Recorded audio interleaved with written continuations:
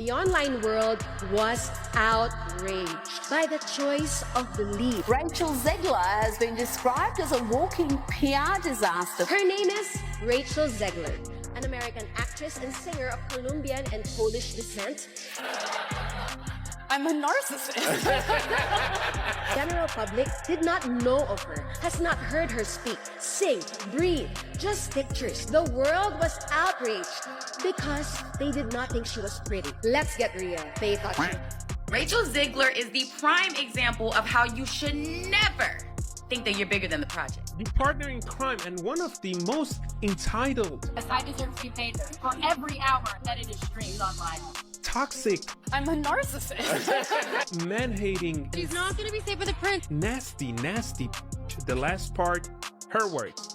Who single-handedly actually annoyed everyone so bad they escaped this mess.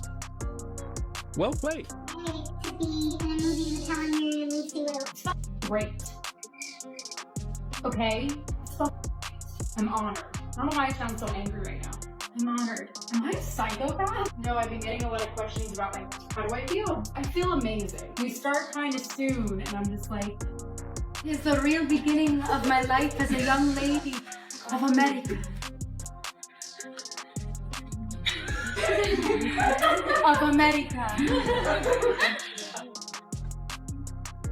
Rachel was desperate to play Eva Perón. You know, it was her idea, and we saw an audition tape, and she was absolutely sensational. You know, she worked with our musical supervisor in New York on the material. Her versions of the songs were terrific. What transpires when your major comeback role becomes a stage when Rachel Zegler was cast as Eva Perón in a West End revival of Evita, the headlines essentially wrote themselves. This was her chance for redemption. A high-profile legacy role that could silence critics and prove she wasn't just a trending name. She was the real deal, and for a brief, while it worked. Mutiny Rachel Zegler was supposed to reclaim her career with Evita, but instead she was quietly erased from it. Why is she starring in the West End version of Evita? I don't understand it. Is what I would say if I had no taste. Rachel Zegler, oh my god. When are you guys going to see how much of a powerhouse she is? I love Rachel Zegler so much. I just want to let you guys know that I will be sat front and center to see this icon slay Evita. Producers lauded her. Theater blogs were abuzz about her contemporary energy, and Rachel herself didn't hide from the spotlight by posting dramatic rehearsal selfies, cryptic quotes, and tweets that made it clear she thought she was destined for this. However, reality set in, and rumors started to circulate that Rachel was arguing with vocal coaches, rewriting choreography, and promoting an interpretation of Eva Perón that some referred to as bold, while others called it wholly detached from the role. She wanted to make Evita a feminist revolution, a personal manifesto, and the directors weren't thrilled, and the cast wasn't either. I can't believe it. I very much had no interest in seeing Rachel Zegler in any movies heading into this. And watching this made me forget that I really don't like her as an actress. All is forgiven with the Snow White controversy. Maybe I'm going to show up for it. I thought she was fantastic. Several insiders claim that Rachel's behavior deteriorated to the point where she stormed out of sessions, refused to take notes, openly called out crew workers, and at one point allegedly yelled, "You can't tell me how to play, Ava. I am Eva," in the middle of the session. When Rachel was present, one choreographer reportedly referred to her as the most exhausting performer I've ever worked with. Costume designers were reportedly forced to redo Rachel's wardrobe 5 times to fit her vision of Eva's feminist power arc, and the worst part was that no one dared to challenge her. It wasn't passion that was on display. Rather, it was ego inflated and unchecked, and the atmosphere turned suffocating. Like, I'm the first to admit when I saw her interviews, I hated her. I was like, ew, how snide. Ugh, how condescending. And then I was like, well, wait, she's acting it up. They told her to do that. You can't tell me this young woman was cast in such an iconic role and went, thanks, I hate it. No, let's use our brain. Things backstage were starting to feel like a dictatorship. Eventually, people stopped whispering and started recording. Several cast members started keeping logs, noting every outburst, every refusal, every meltdown. Some even started filming rehearsals not for gossip, but for protection. Then, during a full cast run of A New Argentina, things reached a breaking point. One wrong word and you'd get a death glare mid-rehearsal. Or worse, be humiliated in front of the entire crew for a production about political revolution. According to reports, Rachel abruptly stopped singing, raised her hands, and said, "I'm not doing this circus anymore." She stormed away, and then there was silence. So much ground that I never thought I would be able to cover, and that people think I'm doing poorly, and other people think I'm doing gracefully, and I don't think I'm doing it at all. So when I tell you that it's hard, I just mean to be inside my brain. That's hard. After a few days, a handful of cast members allegedly asked for a secret meeting with producers, but they were turned down, so they exacerbated the situation. At that point, someone in the ensemble finally shouted what everyone was thinking: she had to leave. This wasn't diva behavior anymore. It was outright rebellion. Nearly half of the actors signed a formal letter that outlined the brutality and included actual quotes and names of occurrences. A single phrase reads, "Rehearsals have become unsafe, unproductive, and entirely centered around one person's emotional instability. We won't share the stage with her."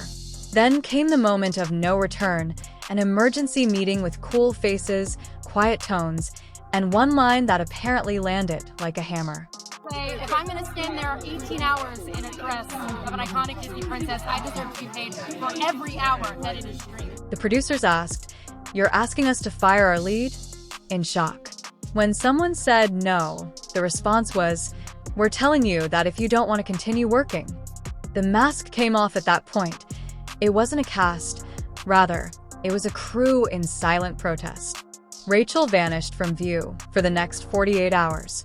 Behind closed doors, rehearsals continued, stand-ins took center stage, songs were changed, morale apparently increased, and the difference was noticeable right away. According to reports, one cast member remarked, "It felt like we could breathe again." For the first time in weeks, another person said the atmosphere was electric.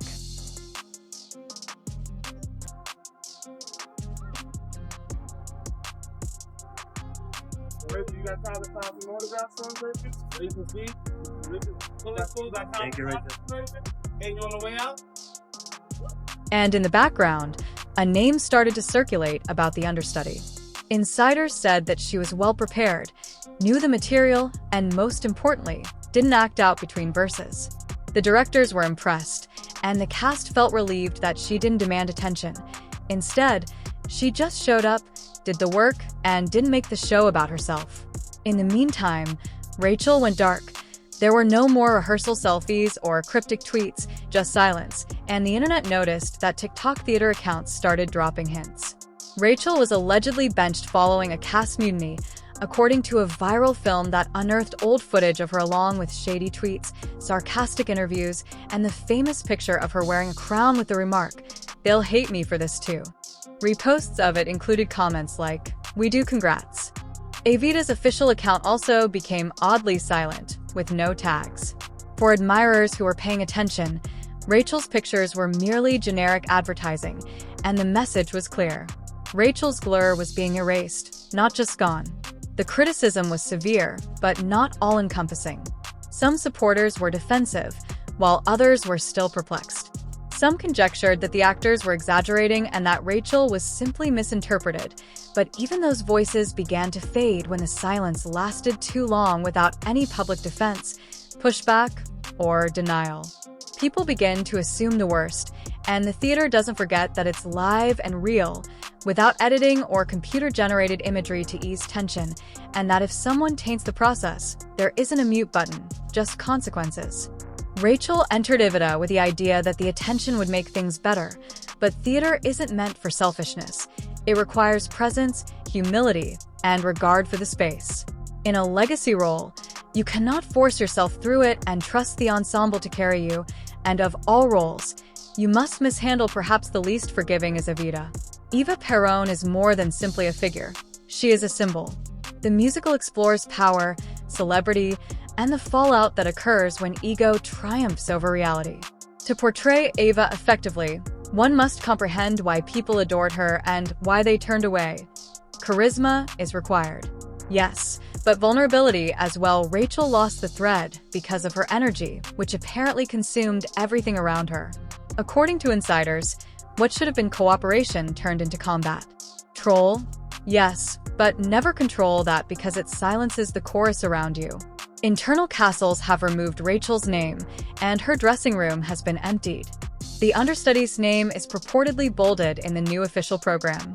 Absence of a news release. No goodbye, no stage, just gone. The new. According to reports, Eva is doing well, the ensemble is feeling rejuvenated. The atmosphere backstage is lighter, more focused, and cooperative people are remaining after practice to laugh and work together to rebuild it. It's not only a new lead, it's a new rhythm, and Rachel is not doing any interviews. Absence of updates and follow-ups. An unconfirmed but consistent story about her first day on set claims that she arrived late, iced out the choreographer with a one-line introduction, and when asked to warm up with the ensemble, she allegedly said, "I'll do it once we get the lighting right." She is a disappearing act, but without any applause. The tone was set right away. It wasn't Rachel joining the show. Rather, it was the show adapting to her. If this was supposed to be a comeback, it ended in silence. And in theater silence, this loud speaks for itself. The industry has been quietly observing Rachel's pattern for some time now, with awkward interviews, tense press runs, and that famous moment when she joked that she deserved streaming residuals just for showing up in costume. Together, those PR blips tell a much larger story because in this business, silence isn't always loyalty. Sometimes it's quiet confirmation.